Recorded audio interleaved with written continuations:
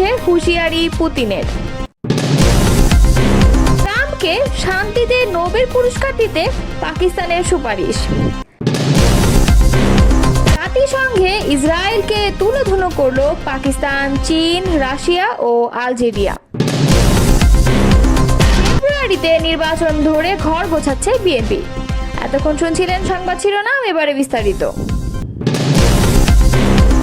রাশিয়ার president Vladimir Putin হুঁশিয়ারি দিয়ে বলেছেন, ইউক্রেন ও মধ্যপ্রাচ্যের চলমান উত্তেজনা বিশ্বকে তৃতীয় বিশ্বযুদ্ধের দিকে ঠেলে দিচ্ছে। তার মতে এই দুটি অঞ্চল এখন মারাত্মক সংঘর্ষের সম্ভাব্য কেন্দ্রবিন্দু হয়ে উঠেছে। শুক্রবার সেন্ট পিটার্সবার্গ আন্তর্জাতিক অর্থনৈতিক ফোরামের মূল অধিবেশনে ভাষণ দিতে গিয়ে পুতিন এ হুঁশিয়ারি দেন। রুশ প্রেসিডেন্ট বলেন, বর্তমানে বিশ্বজুড়ে সংঘর্ষের বিপুল আশঙ্কা লক্ষ্য করা যাচ্ছে। আমরা বৈশ্বিক যুদ্ধের আশঙ্কায় উদ্বিগ্ন। সব সংকটেরই শান্তিপূর্ণ সমাধান হওয়া উচিত। তিনি ন্যাটোর পূর্বমুখী সম্প্রসারণের সমালোচনা করে বলেন, এই জোট বারবার রাশিয়ার নিরাপত্তা উদ্বেগকে অগ্রাহ্য করছে। এটি পশ্চিমাদের উপনিবেশবাদী নীতির আরেকটি রূপ মাত্র। পুতিন এ সময় দাবি করেন, মার্কিন প্রেসিডেন্ট ডোনাল্ড ট্রাম্প তাকে আশ্বাস দিয়েছেন যে ইরানের বুশেহর পারমাণবিক স্থাপনায় রুশ কর্মীদের নিরাপত্তা নিশ্চিত করতে যুক্তরাষ্ট্র সহযোগিতা করবে। মধ্যপ্রাচ্যের সঙ্গে পুতিন বলেন, ইসরায়েল যদি সত্যি ইরানের সর্বোচ্চ ধর্মীয় নেতা আয়াতুল্লাহ আলী খামেনিকে হত্যা করার কথা বিবেচনা করে থাকে, তবে আমি আশা করি এটি কেবল কথার কথা হিসেবেই থাকবে। এর আগে রুশ প্রেস সচিব দিমিত্রি পেসকভ সেন্ট পিটার্সবার্গের কনস্টান্টিন প্রাসাদে স্কাই নিউজকে বলেছেন, ইরানের সরকার পরিবর্তনের কথা যারা বলছে তারা যেন মনে রাখে এটি শুধুমাত্র অগ্রহণযোগ্য নয়, বরং এতে দেশটিতে চরমপন্থার বিস্ফোরণ ঘটতে পারে।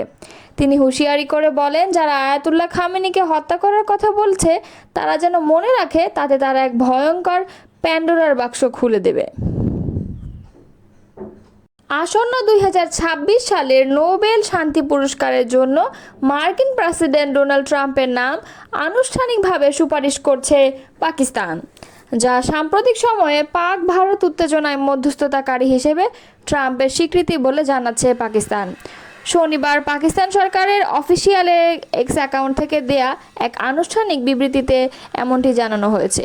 বিবৃতিতে বলা হয়, সাম্প্রতিক ভারত পাকিস্তান সংকটের সময় তারা সিদ্ধান্তমূলক কূটনৈতিক হস্তক্ষেপ এবং গুরুত্বপূর্ণ নেতৃত্বের স্বীকৃতিস্বরূপ পাকিস্তান সরকার আনুষ্ঠানিকভাবে প্রেসিডেন্ট ডোনাল্ড ট্রাম্পকে 2026 সালের নোবেল শান্তি পুরস্কারের জন্য সুপারিশ করার সিদ্ধান্ত নিয়েছে।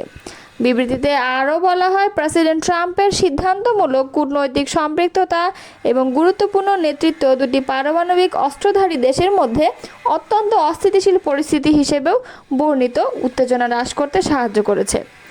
সম্ভাব্যভাবে একটি পূর্ণাঙ্গ যুদ্ধ রোধ করেছে যা লক্ষ লক্ষ জীবনকে বিপন্ন করতে পারত। বিবৃতিতে আরও বলা হয়, একটি গুরুত্বপূর্ণ মুহূর্তে ইসলামাবাদ এবং নয়াদিল্লি উভয়ের সঙ্গে জড়িত হয়ে প্রেসিডেন্ট ট্রাম্প দুর্দান্ত কৌশলগত দূরদর্শিতা এবং দুর্দান্ত রাষ্ট্রনায়কত্ব প্রদর্শন করেছেন। তার প্রচেষ্টায় যুদ্ধবিরতি কার্যকর হয়, যা একটি বিপর্যয়কর সংঘাত এড়ায়।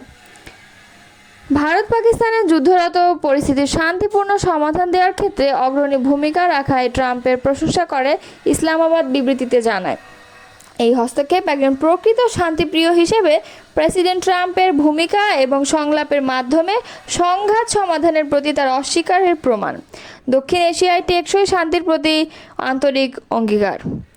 এর আগে সম্প্রতি গণমাধ্যমের সঙ্গে আলাপচারিতায় নোবেল শান্তি পুরস্কার নিয়ে ট্রাম্প বলেন, পাকিস্তান ভারত যুদ্ধ বন্ধ করার জন্য আমাদের নোবেল পুরস্কার পাওয়া উচিত। আমরা এটি 4-5 বার পাওয়া উচিত ছিল, অথচ তারা এই পুরস্কার শুধুমাত্র উদারপন্থীদের দেয়, তারা আমাদেরকে এটি দেবে না। ট্রাম্পের এমন কথার কদিন পরই এবার নোবেল শান্তি পুরস্কারের জন্য ট্রাম্পের নাম আনুষ্ঠানিকভাবে প্রস্তাব করল পাকিস্তান। জাতিসংঘে ইসরায়েলকে কার্যত তুলোধুনো করেছে পাকিস্তান, চীন, রাশিয়া ও আলজেরিয়া। সংস্থাটির নিরাপত্তা পরিষদের এক জরুরি বৈঠকে ইরানের ওপর সামরিক আগ্রাসন নিয়ে ইসরায়েলের সমালোচনা করে দেশগুলো। এই 4টি দেশ হুঁশিয়ারি উচ্চারণ করে বলেছে, ইরানের ওপর এই হামলা পুরো অঞ্চলকে অস্থিতিশীল করে তুলতে পারে। শনিবার এই তথ্য জানিয়েছে সংবাদ মাধ্যম টিআরটি ওয়ার্ল্ড। সংবাদ মাধ্যমটি বলেছে, জাতিসংঘ নিরাপত্তা পরিষদের এক জরুরি বৈঠকে ইরানের উপর ইসরায়েলের সামরিক হামলার কঠোর সমালোচনা করেছে পাকিস্তান, চীন, রাশিয়া ও আলজেরিয়া।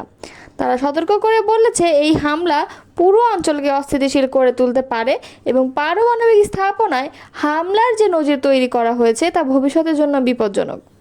মূলত এই চারটি দেশের অনুরোধে জাতিসংঘ নিরাপত্তা পরিষদ এই বৈঠকে অনুষ্ঠিত করেছে।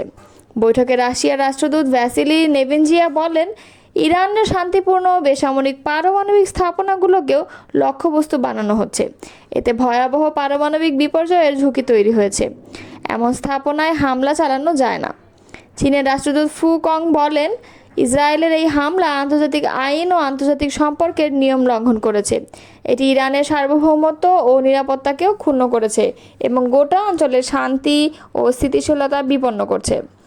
পাকিস্তানের রাষ্ট্রদূত অসীম ইফতিখার আহমদ বলেন, ইসরায়েলের প্রকাশ্য সামরিক আগ্রাসন ও হামলাগুলোকে আমরা নিঃসন্দেহে নিন্দা জানাচ্ছি।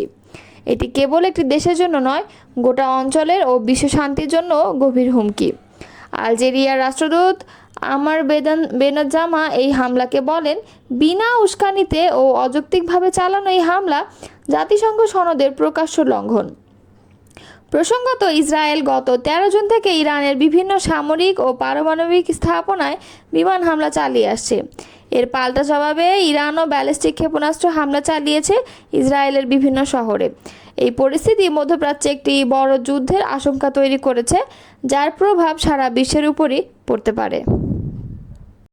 ফেব্রুয়ারিতে ত্রয়োদশ জাতীয় সংসদ নির্বাচন হবে এমনটা ধরেই মাঠে নেমেছে বিএনপি।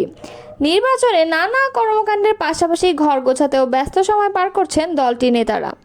ভোটের তফসিল ঘোষণার আগেই তৃণমূলের যেসব কমিটি ইতোমধ্যেই মেয়াদোত্তীর্ণ হয়েছে সেখানে নতুন কমিটি দেওয়ার বিষয়ে মৌখিক নির্দেশনা দেওয়া হয়।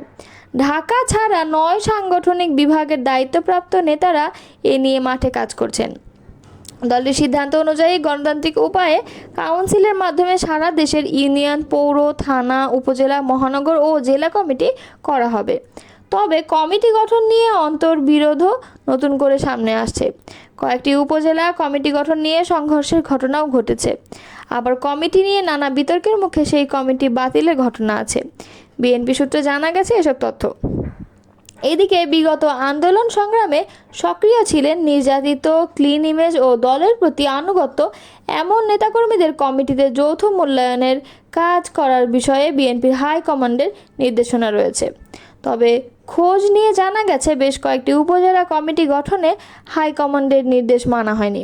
কাউন্সিল না করেও কমিটি দেওয়া হয়েছে। আবার আওয়ামী লীগের বিগত 15.5 বছরে যাদের দলের কর্মকাণ্ডে সক্রিয় দেখা যায়নি, হামলা মামলার শিকার হননি, তারাও কোনো কমিটিতে গুরুত্বপূর্ণ পদ পাচ্ছেন।